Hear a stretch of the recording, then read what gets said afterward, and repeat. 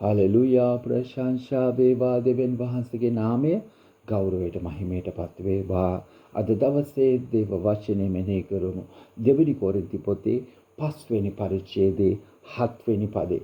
මක්නිසාද අප හැසිරෙන්නේ පෙනීමෙන් නොව ඇදහිීමෙන්ය. හලෙලුයා. උන්වහන්සේගේ වචනේ ඉතාමත් වැදගත් දෙයක් අද දවසේදී කියනවා. මතක තබා ගන්න. අප හැසිරෙන්නේ පෙනීමෙන් නොව ඇදහිීමෙන් කියලා පවුල්තුමා කියනවා. මේක ඉංග්‍රීසියෙන් කියන්නේ we walk by faith not by sight. අපි ගමන් කරන්නේ, අපි ඇවිදින්නේ ඇදහිීමෙන්, හැසිරීමෙන් නෙවෙයි කියලා දේව වචනේ සඳහන් කරනවා. ඔබ කල්පනා කරලා බලන්න. අපි ඕනෑම ස්ථානයකට අපි ගමන් කරන්නේ ඒක දිහා බලාගෙන. ඒක දිහා බලාගෙන අපිට පේනකොට අපිට ඕනෑම ස්ථානයකට යන්න පුළුවන්. නමුත් කල්පනා කරලා බලන්න. අන්ධ කෙනෙක්, එයාට ඇස් පේන්නේ නැහැ. එතකොට එයා කොහොමද ගමන් කරන්නේ? එයාට කවුරු හරි තොරතුරක් දීලා තිනවා. අහවල් පැත්තට යන්න නම් මේ දකුණු පැත්තට දිගටම කිලෝමීටර් මෙච්චර ප්‍රමාණයක් යන්න කියලා. එවිට මොකද වෙන්නේ?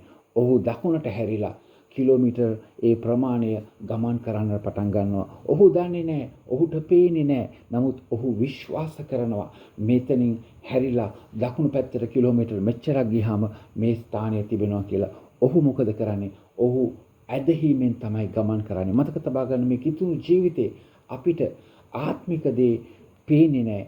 අපිට ආත්මික දේ පේන්නේ නැහැ. එවිට අපි මොකද කරන්නේ? අපි යේසුස් වහන්සේ තුල ඇදහිීමෙන් විශ්වාසයෙන් තමයි අපි ගමන් කරන්නේ. අහවල් ස්ථානයට යන්න මම මේ ආකාරයට ගමන් කළ යුතුයි කියලා ජීව වචනේ තිබෙනවා නම් ඒ දේ අපි විශ්වාස කරනවා. අපි අදහනවා.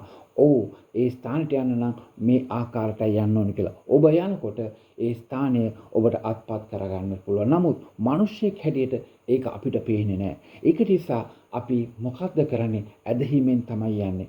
සරල උදාහරණයක් ගමු. ඔබට රෝගයක් තිබෙනවා කියමුකෝ. දේව වචනේ කියනවා උන්වහන්සේ තුල ඔබට සුවය තිබෙනවා කියලා. ඔබ ඒ සුවය කරා ගමන් කරනවා. ඒ ගමන් කරන්නේ ආත්මිකව. ඔබ විශ්වාසයෙන් ගමන් කරන්නේ මගේ යේසුස් වහන්සේ මට සුවය දෙනවා කියලා. ඔබ අනිවාර්යෙන් ඔබ සුවය අත්පත් කරගන්නට යනවා. ඔබට ණයක් තිබෙනවා කියලා හිතමු.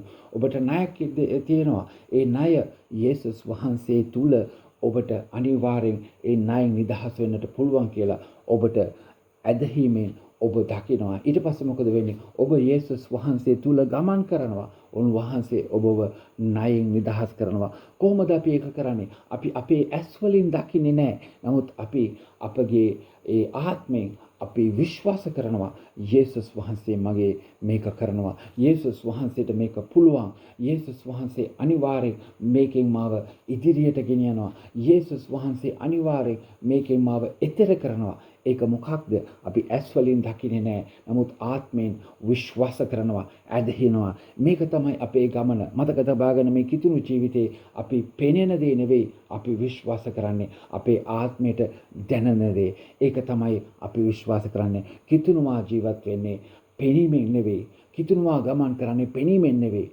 ඇදහිීමෙන්. ඔබ ඇදහිීමෙන් ගමන් කරන කෙනෙක් නම් ඔබ අනිවාර්යෙන් යේසුස් වහන්සේ තුල ජයග්‍රහණය කරනවා. ඒ නිසා ඔබට මොකක්ද අවශ්‍ය කරන්නේ? ඔබට අවශ්‍ය කරනවා ඇදහිල්ල. ඇදහිල්ල පැමිණෙන්නේ කොහොමද? ඇසීමෙන්, දේව වචනය ඇසීමෙන්. එහෙනම් ඔබ මොකද කරන්නේ? දිනපතා දේව වචනය අසන්න, දිනපතා දේව වචනේ කියවන්න, ශුද්ධාත්මයන්න් වහන්සේගේ මඟ පෙනීම ලබා ගන්න. එවිට ඔබගේ ඇදහිල්ල ශක්තිමත් වෙනවා. එවිට ඔබට ඉදිරියට ගමන් කරන්න පුළුවන්. වේගෙන් ඉදිරියට ගමන් කරන්න පුළුවන්.